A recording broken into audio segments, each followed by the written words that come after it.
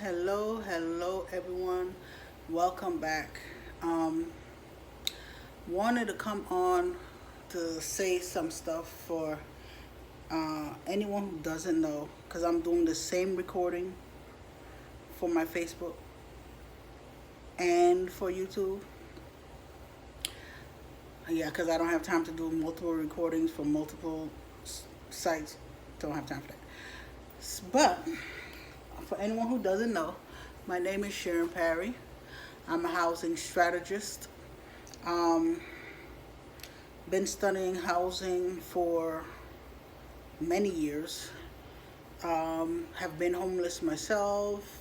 Have owned. I would have had the ability to take care of a house because it was a family's house, um, and have been a renter.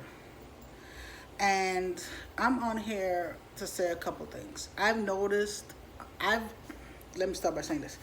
I've had several meetings with several politicians over the years, and I've told them several things, and for some reason they don't believe me. Don't know why. Because I used to live in Miami, you know, the 305, and I used to live in downtown Miami or Overtown or the swamp. It depends. It depends on how well you know the state of Florida.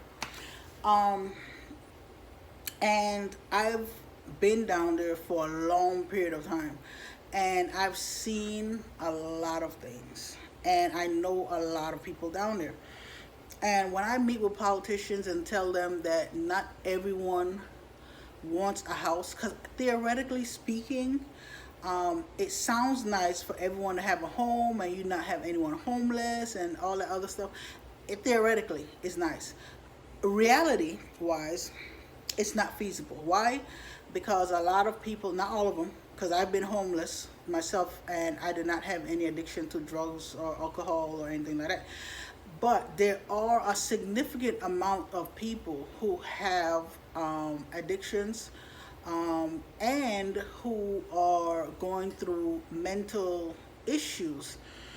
And there are some people that basically do not want the responsibility of a house and or an apartment.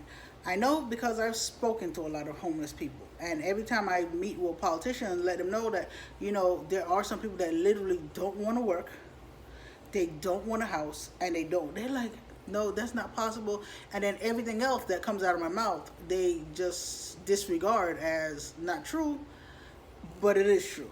Take it from someone who's been, let me see, how many years have I been in the swamps, or over town? Um, I've been down there for, uh, I think, I know it's been over 28 years. It's been a long time. Listen, it's 30. It's been a long time since I was living down there, and I know a lot of people down there. And I don't understand why these politicians um, don't take into account, because they said that they need help. But when someone comes to help you, the person might not look like what you expect them to look like, and the person might not have the background that you expect to have. Meaning, the person might not be a developer in real estate. The person might not be at, right now, a multi-million dollar real estate investor. The person might not be that person. So now, if you're picky on who you get suggestions from, no matter how feasible and workable it is, then you're just gonna stick in the same state. It is what it is. I can't do anything about it. Um, but I came on here not to talk about that per se. Just had to get that out. I came on here because I'm the CEO and founder of Your Worth the Foundation. We're a ministry to help empower women and everything, breaking down traditions in churches our focus is also in finance, basic finance for people who've never had it in their family, literally rudimentary finances, and housing. Um, all of that is on my website, and everything. Your Worth It Foundation, that's YOURE, worthitfoundation.org, and also Sharon D. Parry .club. And on those websites they have the links to our financial course. And I've noticed that during this housing crisis, everyone's like, "Oh, we need solutions. We need solutions." I've been saying it over and over and over and over from since what year was it? 2014, because that's when I established the ministry in 2014. I've been saying that there's going to be a housing crisis, there's going to be issues. People will have to start living with families. I've actually, if I've spoken to anyone, and I've spoken to them and I've told them about moving in with family, and if everyone is on the same page, it's important. Everyone can get ahead and everything, and people tell me, no, I can't live with family, blah, blah, blah, and different reasons. And now that I'm seeing now with my own eyes exactly what I said is coming to pass. Kids are moving back home with their families to their parents' houses. So children who have families of their own, because rent is so high, is moving back with parents in their homes. And now you see houses with, I mean a whole heap of cars. I mean a lot of cars on the outside now, because people are moving back home so they can be able to afford things. I already said that it had to be done. It is gonna have to be done, because if when I give you solutions and you don't want to listen to it because I look different than what you expect, and I don't have the background that you expect, I still give you other solutions. You don't have to listen to what I say, but you're gonna, you're gonna struggle. But I've noticed that a lot of people now are becoming squatters. A lot of people are becoming squatters now. And I don't agree, let's just say, I don't agree with you taking over someone else's property and that they own, right? However, when someone is faced with shelters being full, politicians not being able to solve the problem, and let me also interject that I don't expect politicians to solve the problem. The problem is a everyone problem, not only a politician problem. So let me just add that. And there's a reason why I just said that, what I said. And I'm going to say it later why I said that. It's everyone's problem. When you have a family, you have people to take care of. The street is unsafe. You get robbed. Your identity information gets stolen. It's easier for your kids to be kidnapped. It's easier for your kids to be sex trafficked. It's a whole lot when you're on the street. So I don't agree with people, going into abandoned homes that are owned by other people and not moving out and everything. I don't agree with that. However, like I said, when it comes to people being able to take care of their family and making sure their family is safe, and they're doing everything possible, people do what they feel like they need to do to take care of their families. Now that's bring me to another thing. I personally have been reaching out to people in Miami-Dade, Broward, and Palm Beach counties. If you've received one of my cards, that's me, Sharon D. Perry, your local real estate investor. And I've been reaching out to people who have abandoned properties, because, like I said, it's an everyone problem. One person decision affect another. I know we like to think that you could do whatever you want and it affects no one, but it does. In reality, it does. I mean, look at my car insurance. It just keeps going up. And I'm talking about before the pandemic. Before the pandemic, it keeps going up. When you move to an area and the traffic, it has more car accident and stuff, the other person, even though I haven't had a car accident in years, guess what? My insurance still goes up because of other people and the way how the insurance explains it and everything, which I consider as legalized robbery, but you know, we're not talking about insurance. I am a person that's an advocate of taxing people who own abandoned properties for over a year.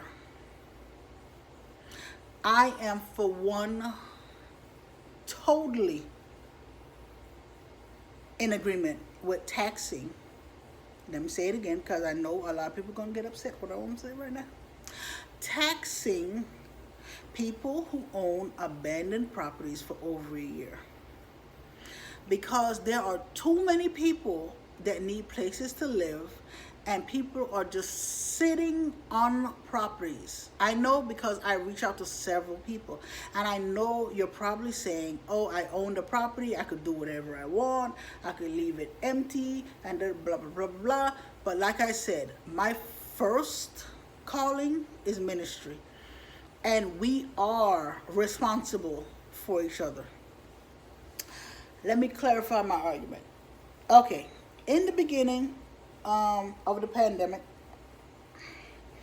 because a lot of people believe it's my life, I do what I want. That is totally not the case. Even if you are not a Christian, let me tell you something right now. These laws do not change. They don't. In the beginning of the pandemic, when we saw that China was going through COVID, right? Everyone was like, you know, that's China. They're over there. Blah blah blah blah blah blah. One thing we have to realize is disease transfers from place to place. However it might transfer, it transfers, and we only care about it when it reaches to us. And that's a problem. Why? Because what happens to one country eventually has a ripple effect on other countries. If you don't understand that, let me say it as it is since I'm talking about real estate, let me talk about it as in housing. You have a neighborhood. The neighborhood, the value of the properties are, let's say, from 500 to 625,000. That's the range of the properties. Now, let's say in that neighborhood, a person has a house that is not up to par with the other houses. They don't take care of the property. They have a bunch of junk on the outside of the house. They have, there's a lot of stuff going on. And then you have someone else that moves in the neighborhood, does the same thing. What do you think is going to happen to the neighborhood? Do you think those prices are going to stay there when you have people affecting the fair market value of the area? Those comps are going to change. If you don't understand about real estate, let me break it down to, like I said, with car insurance. With car insurance, because I've called the car insurance myself to ask this question. When I moved from Miami to a new area, why is my car insurance so much higher? It has gone up $60 something a month. And they were like, well, where you were before in downtown Miami, where you were before, a lot of people, they don't have cars in that area. A lot of people, because they don't have cars in that area, there are accidents, but there's not as many accidents as where you are right now. And one thing I can tell you, there's a lot of cars in the area that, I mean, if you have 3 kids, it seems like every single child, the father and the mother, everybody have a car. So it's always a whole heap of accidents. I'm not talking about 1 or 2. I mean accidents around. And a person will say, well, it's my life and I could do what I want. No, because your driving, because I'm in the area, affects my insurance. We'd like to say that your life doesn't affect other people's life. It does. We see it in real estate. That's how we get comps based on the sale of previous houses in the area within 6 months to a year, depending on the market. That's how the insurance, at least that's what they say, come up with their insurance premiums. One person affects another. And why am I saying all of this? Because for anyone out there who have abandoned homes,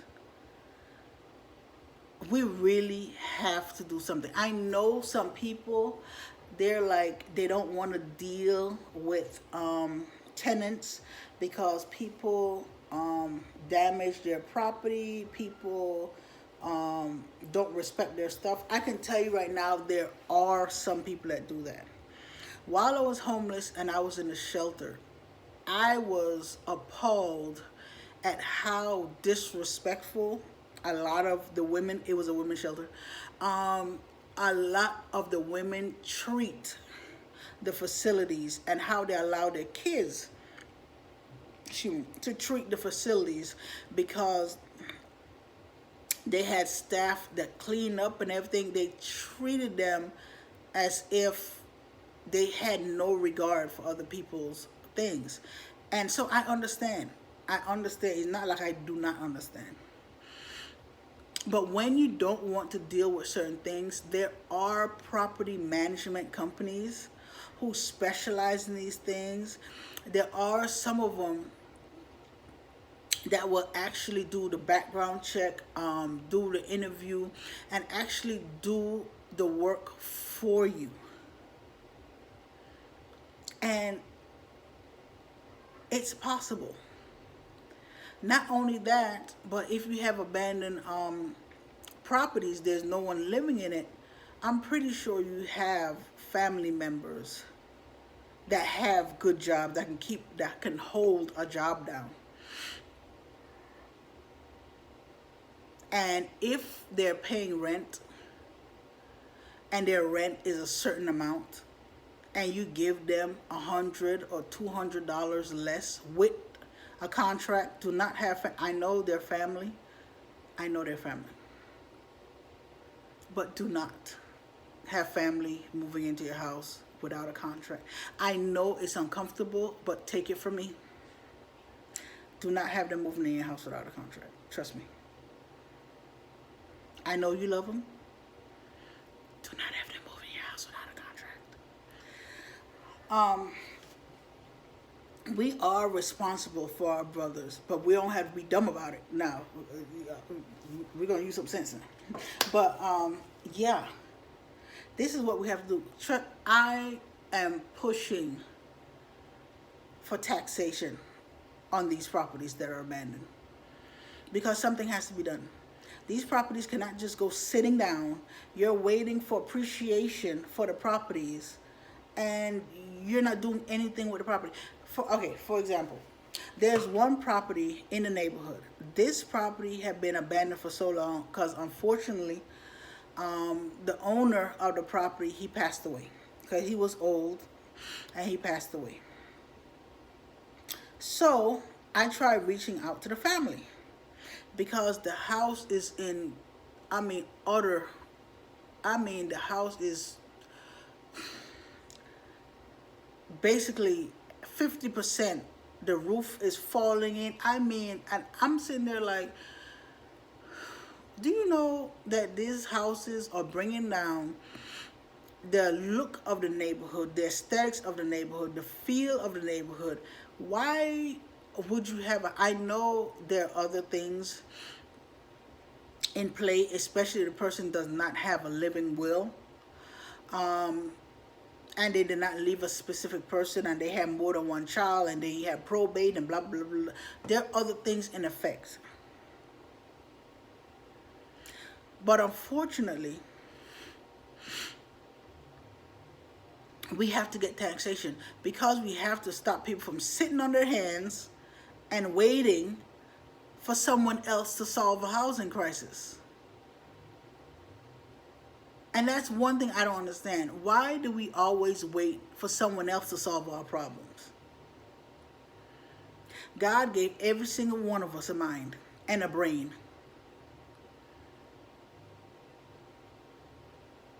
We can work this out. We can work it out.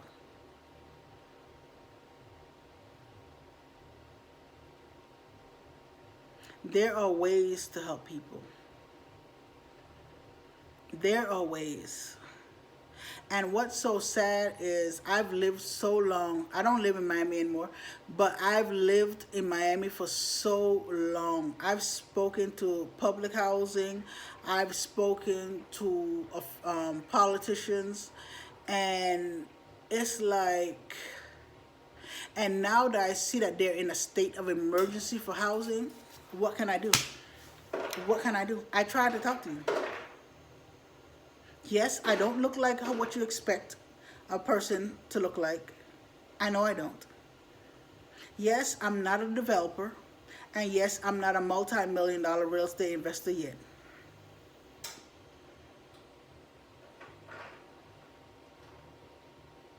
But you're going to have to do something.